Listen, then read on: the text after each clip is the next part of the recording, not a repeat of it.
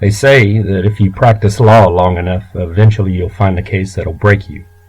Well, I've only been in practice for a few years, but I've already found mine. A type of case that places not only your mind and body in peril, but your soul itself, if you believe in such a thing.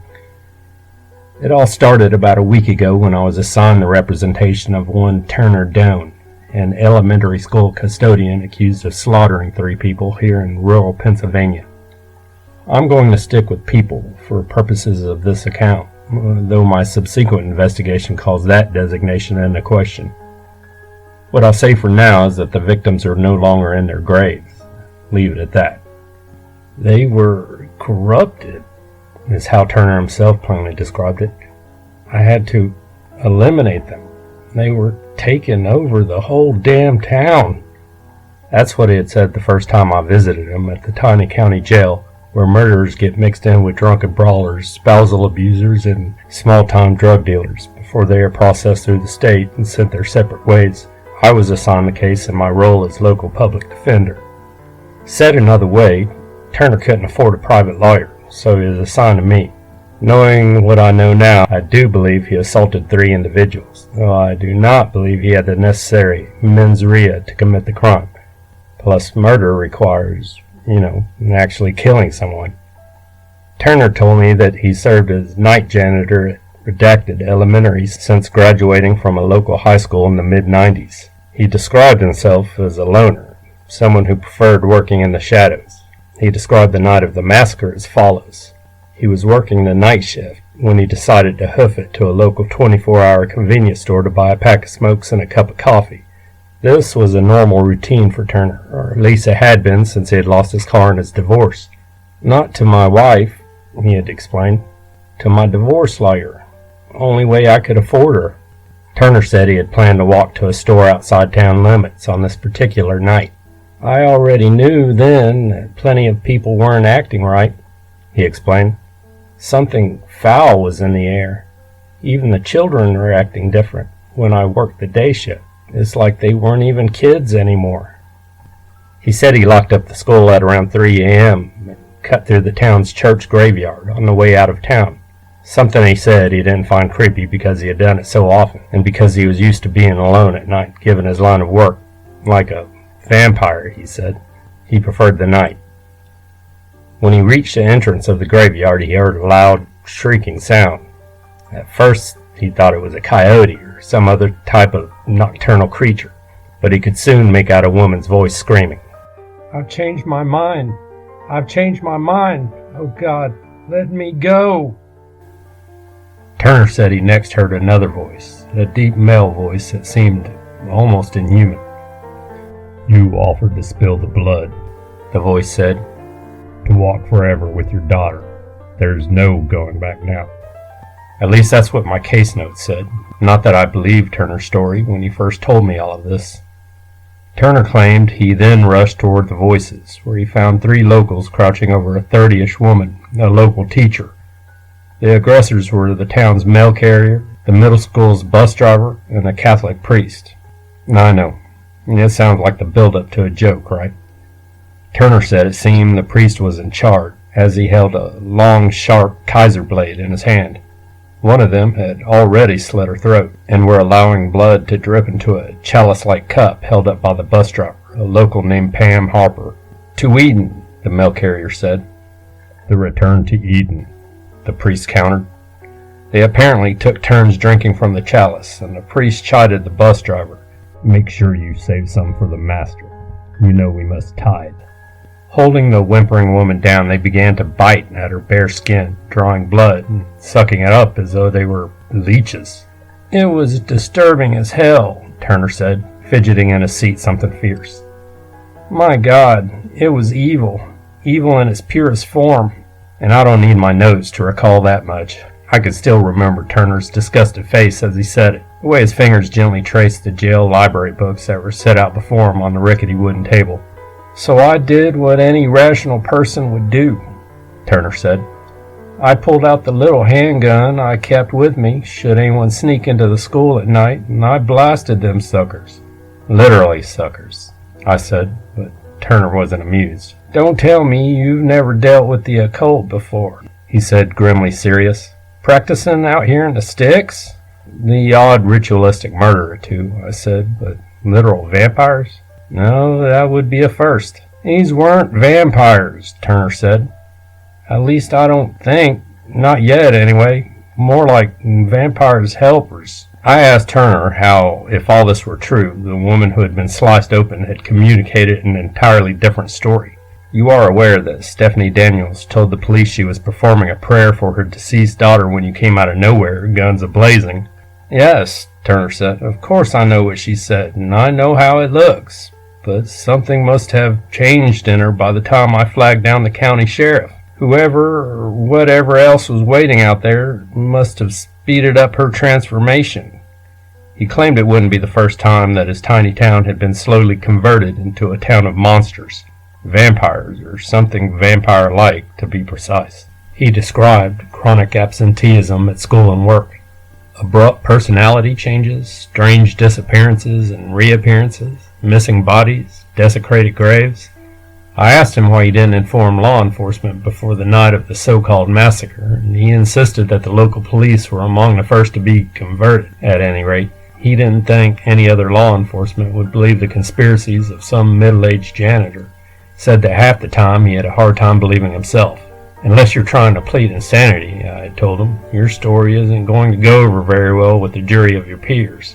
It was unbelievably the craziest story I had ever heard in a long career of crazy stories, totally and utterly unhinged.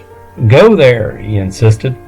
"Go to the town yourself and see if you really think I'm a nut." Then his eyes grew wide with fear. "But if you do, counselor, then by God bring along a posse, some fresh garlic, and some mighty sharp wooden stakes. Your laws will mean nothing out there." The next day I went to redacted, alone, sans posse, garlic, or stakes. Us public defenders don't exactly have the budget for posses. Besides, I had been practicing long enough to give a little credit to paranoid delusions. Sometimes people just break. It isn't really their fault, but it's not necessarily my job to believe them, just to help them as best I can with the limited tools at my disposal. That's how I saw it anyway, back then. The first thing I noticed as I drove up a gravel street toward the center of town was how quiet it was. Describing something as eerily quiet seems like a cliche, and I suppose it is, but that's the best way I can describe what I witnessed. A dead zone, a broken promise of a place. The first thing I did was stop at the local police station. It was an old building, apparently one that used to be a public library, based on the fading letters that adorned its white brick exterior. There was no receptionist, so I shouted, "Hello?" as I stood in the worn-out 70s shag-carpeted lobby. An officer appeared a minute later, wearing dark sunglasses indoors. His skin was an icky, greenish shade. I assumed he was jaundiced from liver failure. The cops in the sticks know how to party with the best of them. "You're not from around here," the officer said, though it was more of a statement than a question. "Are you, son?" His voice was slimy-sounding, oozy. I explained the situation, and I soon had his full attention, though perhaps for the wrong reasons. "Are you alone?" he asked, his eyes constantly darting around the room. "I'm with others," I lied. "I can show you around town, help you make the right connections," the officer said. "But it will have to be tonight." He forced a brackish smile. "Paperwork," he explained. I noticed that the notepad poking out of his uniform was stained the blackish red of dried blood. "I'll come back later," I lied. "Around sundown."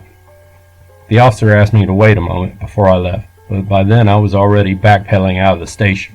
Unnerved, bordering on utterly creeped out, as I exited I swore I heard whispering from the hallway behind him.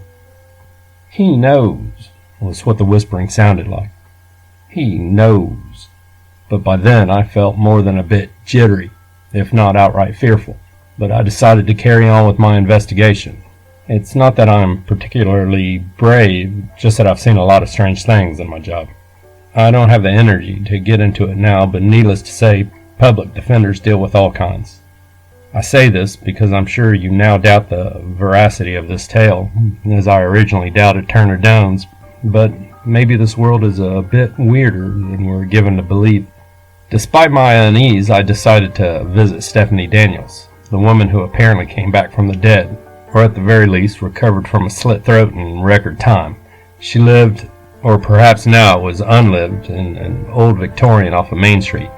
I parked outside the house, noticing how all the windows appeared to be sealed off, boarded up, heavy black curtains, like the kind that, yes, a vampire might use to keep out the sun.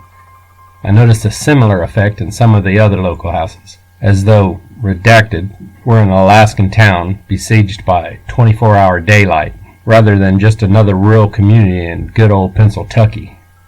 I sat in front of the house for a while, stalling. I felt some strange malevolence in the town generally, but something felt more specifically off about this house. I tried to check my emails, hoping to buy some time, but I had no reception, a not uncommon issue where we live, and having nothing to do with the supernatural or occult, or so I assume. I had the distinct feeling of being watched, though the streets were quiet. No children jumping rope, no old men tending their lawns with desperate precision, not even any cars around, save the ones scattered about, parked like lumpy glacier rocks. I got out of old Ford F-150 and made my way outside. The sun was still bright and high in the sky, and I felt embarrassed that I took comfort in that fact.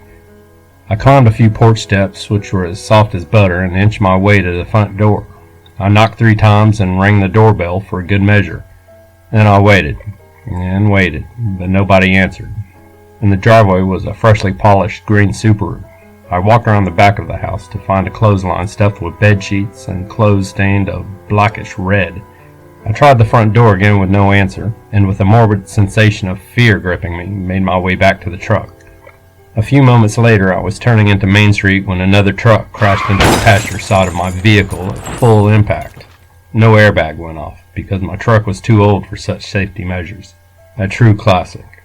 And if you've ever heard the saying that they don't make them like they used to, then that might very well be true. The newer truck had crashed into me, crinkled in on itself like a sardine can, whereas my Ford screeched a loud clang and was simply brought to rest in a slow-motion puff of unleashed hood steam. "Shit," I said, wiping some blood from my brow. My head had struck the steering wheel, but I felt generally okay. Aside from a bloody nose, it didn't feel broken, just slightly mangled, a dripper rather than a gusher. As I made my way back to check on the other driver, I noticed it was a priest, or at the very least someone wearing the priest garb. "I'm so sorry," the priest said, in what was indeed an inhuman-sounding voice. "I simply wasn't paying attention. I didn't even see you there." "Are you okay?" I asked. I noticed that his head looked positively bashed in, yet he was not bleeding. His skin looked dry, drained. His right eye was all but detached, and yet he acted as though he suffered a paper cut. "I am perfectly fine, my son," the priest said. "But we better call the police." "More like an ambulance," I said. "Stay still and don't move." I didn't want him to make anything worse. The priest kept playing with something in his seat. When I leaned over, I saw what it was. He was attempting to reattach his right arm, which had been severed in the accident, only there was no blood at all. "You're not bleeding," I said, as much to myself as him. "Why, of course I am," the priest said. "Bleeding all over. Why, you must have suffered a concussion. Now hold on while I call the police. I think you need medical assistance." But by then, I already saw a police cruiser rushing towards us. I looked to the bloodless priest, and then to the jaundiced face of the officer I'd just spoken with, and then I gathered my briefcase tight to my body and bolted away. "He knows," hissed the priest in that inhuman voice. "Get after him, Bill, by Christ, he knows." And now, though I wish to continue my story, my head is throbbing, and I can't possibly get any more words typed out. I am so sorry to leave you in medias res, but I need to take a nap before I can go on. I will check back soon to continue with what happened next. I promise, and assuming I'm still here. I'm just so weak from all that transpired, and my body must rest for now. So there I was, stuck in Redacted with no ride, no friends, and the sinking suspicion that my client Turner Doane was right. This town really was being taken over by bloodthirsty vampires. How else to explain the pre-severed arm producing no blood, the uneasiness of the jaundiced police officer who insisted we meet again at night, the bloody clothes that hung like battered piñatas from Stephanie Daniels' clothesline. It seemed that Redacted had all at once become a dry town. I don't mean they were no longer serving alcohol, but as I tripped and slid through the high reeds of an open sewer creek, taking in a reek of raw sewage through my busted nose, I couldn't help but consider things how a judge or jury might. After all, I had now fled the scene of an accident. Worse yet, had sprinted away from the police cruiser as though I had done something wrong. I've seen people get booked for much less, especially in our not-so-just justice system. I had to table such thoughts, piker that I was, because at that moment I heard a whispering shh from inside a nearby tunnel, one of those open-faced sewer tunnels where you can imagine uncanny alligators might reside until you remember you're in northeast Appalachia. Go on, I said to the faceless voice from inside that dark void. If you're going to kill me, just do it already. I'm not going to kill you, came a tiny voice. But if you don't hide in here, the others might. I trundled to the crevice and peered in. A child stood before me, his face partially subsumed by dwindling light. No more than 10 or 11 from the look of it. A worn Yankees cap slicked across his greasy hair, and his eyes seemed to glow with feline intensity. Are you a vampire? I asked, because you're sure lurking in the shadows like one. Hard to hide in a light, mister, the voice murmured. Who said anything about vampires? This made me feel a bit better. Perhaps I had misjudged the town after all, and slid right off old Occam's razor and straight into La La Land, bleeding all the way. I didn't exactly have gray in my beard yet, but I thought I'd been practicing long enough to no longer get wrapped up in my client's delusions, yet here I was. Of course there's no vampires, I said, pinching at my nose, almost believing it. I know, the child said. They're zombie witches. The thing about this new generation is they're apparently misinformed when it comes to monster tropes. My parents' generation had learned that vampires were to be feared. My generation had learned they were to have sex with. But apparently these pandemic babies didn't know their ass from their elbow when it comes to basic vampire lore. They eat people, the child said. By then I had learned his name was Reggie. Which means they're zombies. But they also chant strange witchy things, so I think that makes them zombie witches. But vampires eat people too, I said, or more specifically, suck their blood. Whatever, Reggie said, leaning against the sewer walls, becoming one with that true bacterial fantasia. All I know is they bit my parents, and then my parents wanted to bite me. He looked up at me as though I were the dumbest human on the planet, and maybe he wasn't far off. Zombies, he said definitively. From what I gathered, Reggie and his family had resided in a local trailer park. His mother worked at the diner waiting tables, and his father was an angry, bitter man even before he made his little pact with the Dark Lord. Reggie had a half-sister who had recently been taken away by Child Protective Services, and one can assume it was all for the better. In a world where vampires were real, Child Protective Services were competent. I really had gone through the looking glass. Being tiny and resilient, if not intelligent about suddenly life-defining monster tropes, Reggie had apparently spent the last few days farting around in a sewer system, something he apparently also did before his town grew some teeth. I offered him an old banana from my briefcase and my deepest condolences. How do you know I'm not a zombie witch? I asked. Simple, he replied. You haven't tried to eat me yet, and that's how you know I ain't one either. I asked Reggie if he knew Turner Doane, and he said he did, but everyone in school called him Turdler Doane. because he was always cleaning toilets. He said the kids hated him because he was always in a foul mood, pushing his mop around, tripping children with gleeful hate in his eyes, and so on. I asked Reggie if there were any other humans left, and he said maybe there was, and maybe there wasn't, but he wasn't much inclined to find out. He asked me if I had a plan, and I said we should hide in the sewer system and wait things out. This didn't impress Reggie much, that my plans were apparently no better than his own, despite our decided age difference. Reggie said we would have to hoof it to a nearby stream if we were going to have anything to drink, and it was better to do it by the light of day. Having no better options, I started to follow the fleet-footed little shit struggling to keep up. I never much liked children, not even when I was a child myself, but I was out of ideas and, like the vampires, increasingly thirsty. As we walked, I noticed that the child left no reflection in the water. I seemed to recall something about reflections and vampires, but then settled on that being in photographs.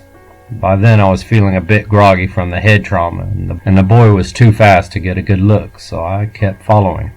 We eventually came upon a stream. It wasn't apparent that its source was any different from the sewer. I didn't want to explain the contours of my germophobia to the child, who was already on his hands and knees scooping the water to his mouth, so I just hung back. "Come on," he said. "It tastes good." I told him that so did chocolate to dogs, but that didn't mean it wasn't poisonous. But he kept gulping away.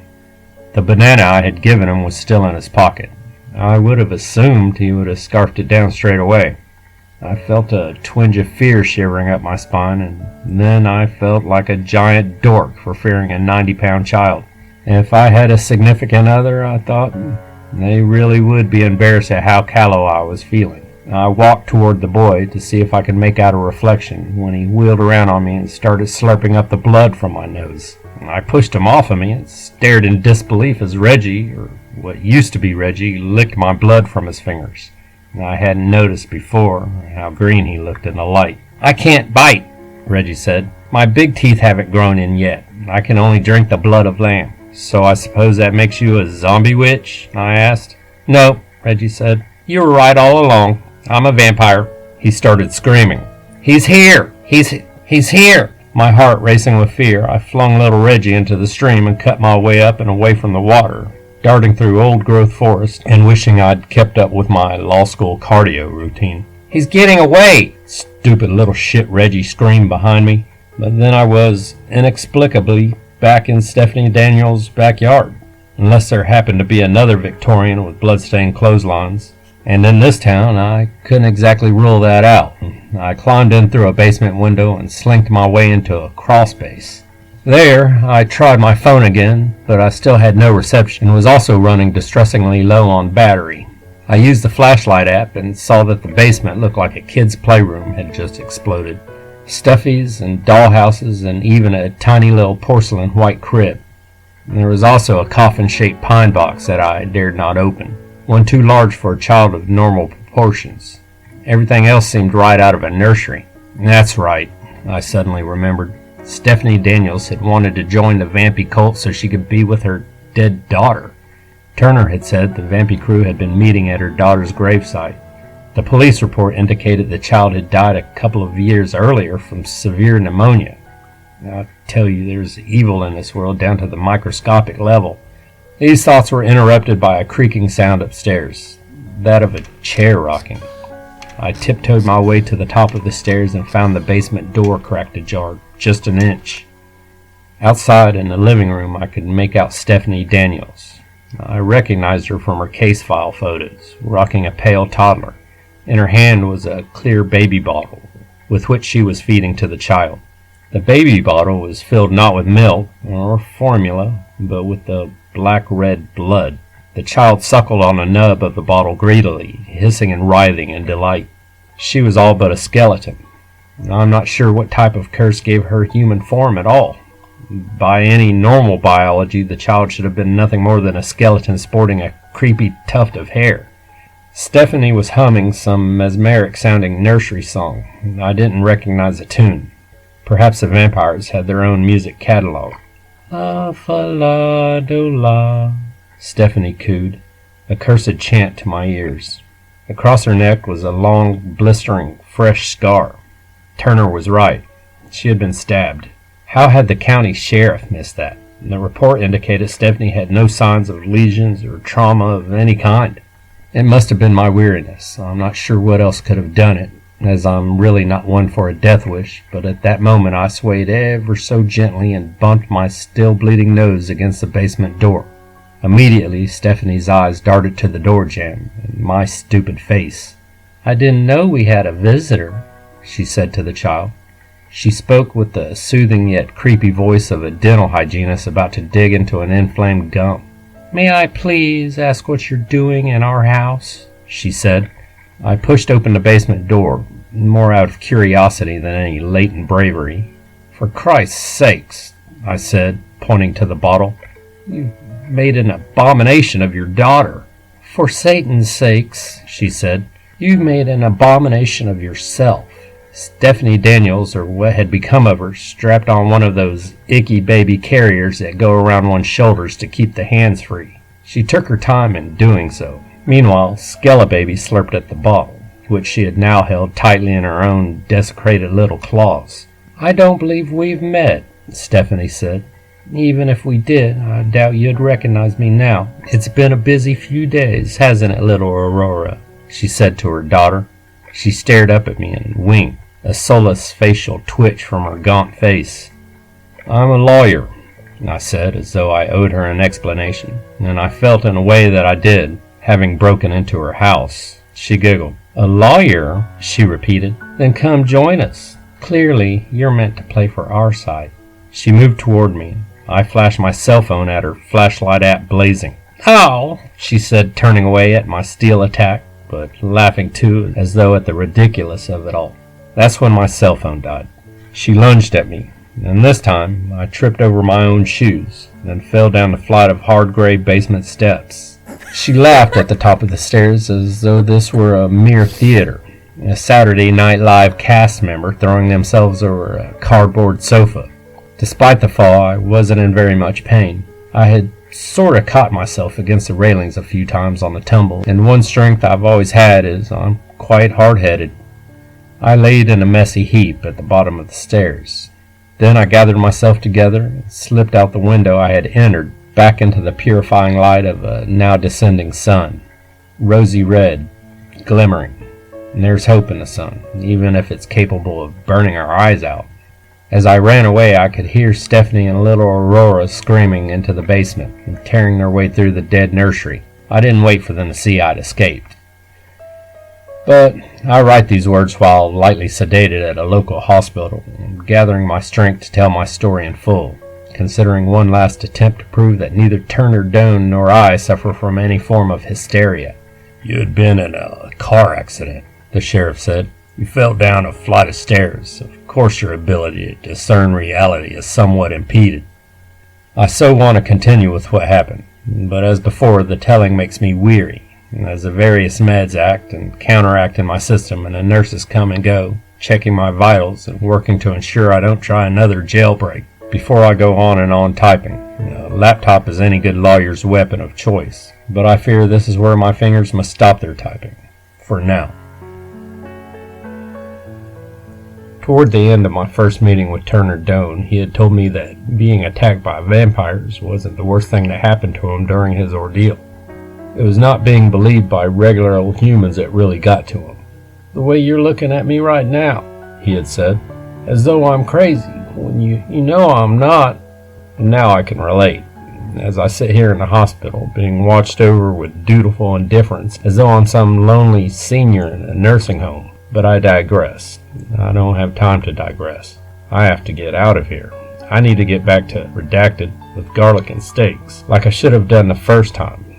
I just need to allow the sedation to wear off, and in the meantime, write this out so everyone knows what's going on. As I was saying before I drifted off, I had escaped from Stephanie Daniels' house and was leaving her and her vampy Skelebaby behind when I saw the police cruiser turn the corner.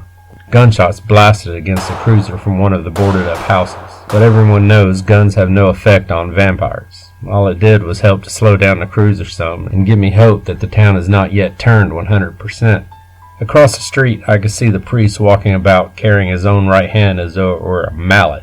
The white band of his Roman collar was now stained a deep shade of scarlet.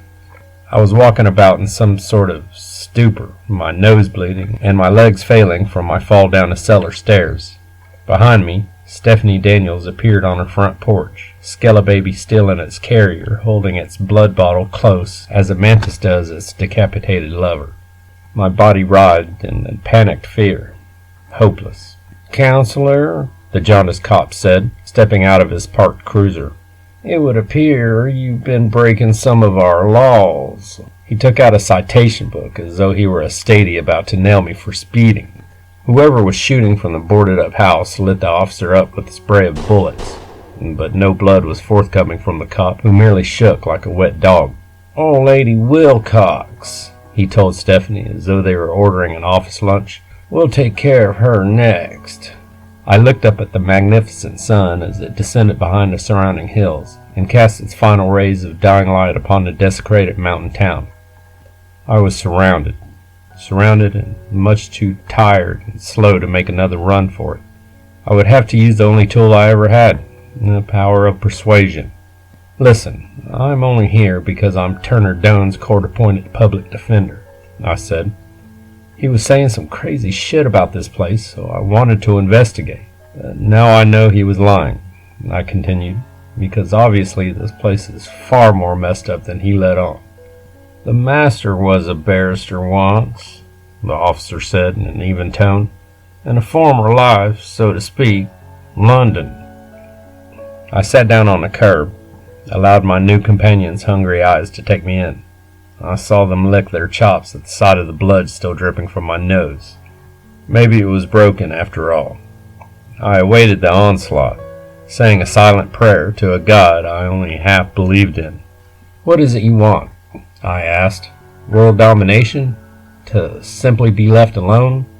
Clean air, fresh food, so to speak?" This was Negotiation 101, attempt to see the matter from the other side's point of view. It was really no different from negotiating with a district attorney. As I spoke, I tried my best to not shake in desperate fear. I felt that at any moment one of the unearthed ones might snap at me like a hungry animal, tear at my soft lighter skin, and rip out my vocal cords. But they didn't. They explained that all they really wanted was a tiny town they could fully control, one that allowed them to not be hunted, provided decent food options from local metro areas. They didn't want there to be too many vampires, mind you, because that led to competition. But they needed full control of a town so that it would appear to function normally. Redacted just fit the bill. They were tired of living in the shadows, so to speak. "We're really close to Pittsburgh here, to Scranton, to Philadelphia," the priest explained. "And if somebody goes missing from one of these places, and nobody really notices, it's just a statistic, not a big deal." "Understood," I said as though I were a worldly realtor weighing the pros and cons of purchasing a new condo. Never shit where you eat, right? Makes perfect sense. Next, I decided to find their negotiating pain points. "Listen," I explained, "my colleagues know that I'm here. If I go missing, then 2 people like me are going to show up. And then 4, then 8. That might make for easy meals for a little while, but eventually it's going to draw a giant X on this place.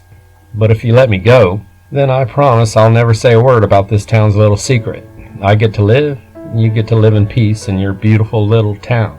It's a win-win deal." "And you'll plead your client to insanity, I presume?" asked a new voice. The head honcho himself, Dracula, or whatever our modern-day equivalent of Dracula is, George Clooney. This dude wasn't wearing a cape or anything. He just looked timelessly awesome. He walked with a crystal vanity cane, and he was wearing one of those 50s style hats, though I'm not sure which century 50s exactly. He was sipping a Manhattan made out of fresh blood from a gold-rimmed martini glass. Somebody's blue eyeball was floating in it as garnish. Oh, and he had the coolest pair of vintage sunglasses you had ever hoped to see in the wild. This was a vampire who understood both style and irony. "Master," said the others in unison. "Well, except the Skelebaby," Skelebaby was incapable of doing anything more than hissing or cooing, though it apparently far preferred the former. "The barrister," I said, mock bowing.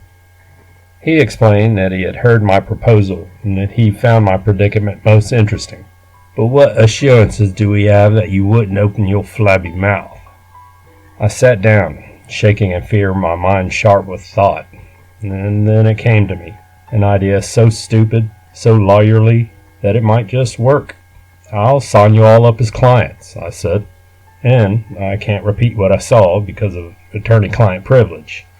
"I don't think that's quite how it works," the barrister said, but then he admitted that it had been more than a century since he last practiced law. Apparently, he mostly dabbled in real estate and mayhem these days. In time, I had drawn up a contract and we all signed it in counterpart, as us lawyers say, though they wouldn't let me have my copy. The barrister promised me that if I reneged on the offer at all, he would have me and everyone I cared about murdered in the most grim manner possible. I joked that as a lawyer I only really cared about myself. "We'll see, perhaps," the barrister said. "We'll see if that's so true." "Sorry about your truck," the priest said, after the contract had been executed. By then, the vampires were all drinking the blood of Wilcox. He had given me some boxed wine. I had insisted on white for obvious reasons. "No worries," I told the priest, "and sorry about your hand getting severed." "The good news is it doesn't hurt," the priest said. "Not one bit." After that, everyone was in a much better mood. We spent the night playing pinochle while the vampies debated global warming, proper skin care, and whether doe or buck blood tasted closer to human when they were hard up for food. I mostly focused on my card hands. That's not to say either side passed the evening without trepidations. There was more side-eyeing and paranoia than a Tarantino film. They loved to discuss heretical topics and seemed ready to fly into a frenzy at any moment my nose pushed forth fresh blood. With all that said, considering the company I generally keep as other lawyers, I've had worse evenings. Before sunrise, the friendly local vampire mechanic had repaired my truck and I was sent on my way home, where I immediately checked into a hospital and ranted and raved about all that I had seen. You really didn't think I was going to honor my attorney-client pact with that village of bloodsuckers, did you? But though I've tried to take a light tone in this retelling, earlier today I heard some sad and discomforting news. Turner Doane had apparently hung himself with his bedsheets last night in prison, and I can't help but think it was an inside job. If you catch my morphine drift, nobody believed Turner until it was too late. What's wrong with our species? We never believe anything or anyone until it's too late. There's a nurse now knocking at my curtain. Can one knock at a curtain? You know what I mean. She's letting in the county sheriff. He has a wolf-like face and surprisingly large incisors. He's telling me he wants a minute alone to talk. He says I need to put down my laptop now to talk. He says that trust him. Says this will take but a minute.